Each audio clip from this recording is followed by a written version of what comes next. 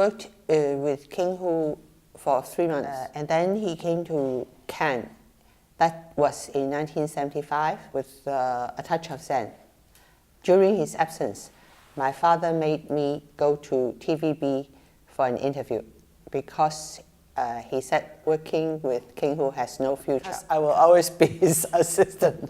The moment the boss there, called Selina Chow, she said she will give me a van and a crew, and I can start right away to shoot a documentary. I really couldn't resist the temptation. So when King Hu came back, I said, I'm sorry, I want to quit. I have to go to TVB. He was upset, but he was very gracious about it. He just said, both you and Dennis, that's the other guy who was working with him, treat my company like a coffee shop. In fact, we later kept up very good contact, and he kept recommending me to people. I'm very grateful. And after that, I was in TVB. Selina was as good as her word, because the moment I got into TVB, I just started working after 2 weeks right away, non-stop, for about 1.5 years. For the first 6 months, I've actually finished with an assistant 13 half-hour episodes of that documentary series. After the first 2 episodes came out, the ICAC people came and asked me to go and work there. But I refused because I was very happy in TVB. A few months after that, my father suddenly died. And so I have to go to ICAC because they offered me 4 times more than TVB's pay. So I went to ICAC and I worked there for a year. And I finished around 6-hour program called the ICAC series about cases in the ICAC, which was set up in 1974, and they did that for publicity, but it's drama series, and I just shot it like any drama of separate stories. And then afterwards, they fired me because I was not obedient. Sort of how we call it, polite way. They said, "Oh, maybe you shouldn't stay here because it doesn't do your talent justice." I said, "Okay." So I went to RTHK. I was there 8 months. I was building up quite a good portfolio. At that time, lots of people came to the TV stations to look for directors for films. In fact, before me, they enlisted Choi Hak, who shot his first feature film in 1978, and Im Ho. And then some people came and asked me, but then afterwards it was called off. But the scriptwriter whom I worked with at TVB, called Joyce Chan, she said, "Let's call up the bosses," and said, "We have a team." So we called up King Hu's boss, actually, of Raining in the Mountains. I think in 1977 or 78, he was already filming Raining in the Mountains for them. They said, "No problem, but we want to finish King Hu's work." And then in 1979, early in the year, you can start shooting. We can talk about what kind of project you. So we did the script for The Secret. We presented it to them, and then they said, "Okay, we'll start shooting in March in 1979. That's how I got into features. In fact, the subject chose me. In RTHK, we were doing a series called Below the Lion Rock. It was a very important and famous series, started sometime in 1970, in the early 70s, by a guy called Wong Wah-kei. Actually, it's supposed to be a government voice trying to propagate their own policies to the people, but the director changed it into the voice of the people instead, what their daily life, their complaints, and it turned out to be extremely successful series because at that time, in the 70s, there were very few realistic stories about the people, especially people in the housing estates. The series was based on a family. And in 1978, a new head came to RTHK called Germany. She was the one who invited me to join the team doing Below the Lion Rock. But now, Below the Lion Rock has changed. from half an hour to 1 hour, and they want to shoot it on film like those episodes in TV. We have about 3-4 directors working together. These programs were like actually from the government's point of view and from the way they operate. It's like every government department will sponsor a series of maybe 7 episodes of Below the Lion Rock. The immigration department sponsored those episodes of that particular 7 episodes of Below the Lion Rock, and it's supposed to be about outsiders who came to Hong Kong. We have the Vietnamese refugees, which was making a big news in 1978 because they came in boats, with very large boats, and then making front lines. There were social problems like these Thai brides who were not sold, but they came to Hong Kong and just married local people in order not to leave. About the immigrants from China who fled China as refugees in the 70s. It was very lucky because I said, I'll do the Vietnamese refugees. Simply because I saw a picture of the boat coming to Hong Kong. I said, I'll start doing research. And then Alan Fong did the Thai bride. I chose to do anything on the Vietnamese refugees based on real cases. So I started going to the refugee camps to talk to the people.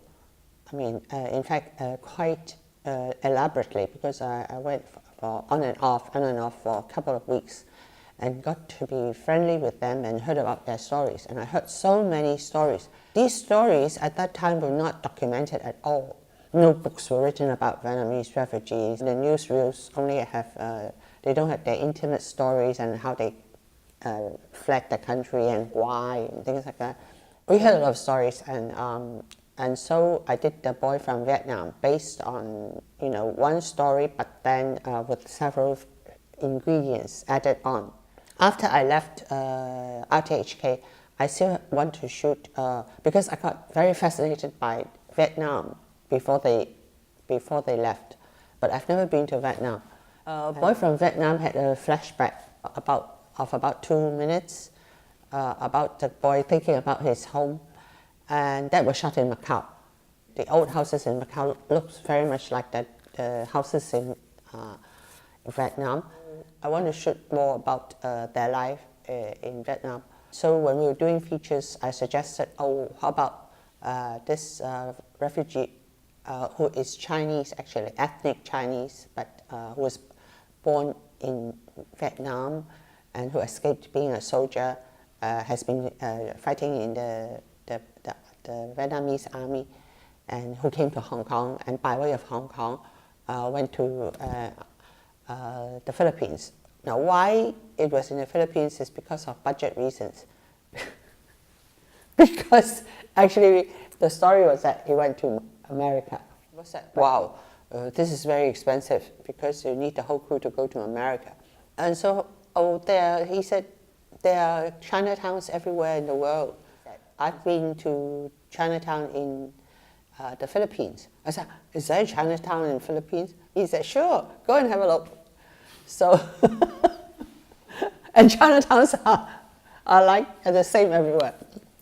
So the scriptwriter and I went to Chinatown and sort of gathered up some of the stories about police and the underground. Quite a lot of them is myth. I mean, we don't know very much about the situation in the Philippines. Actually, we shot the second half of the movie in Manila. In 1975, when I joined TVB, I think he was very young. I think maybe less than 20, and then he got rapidly famous in a TV series.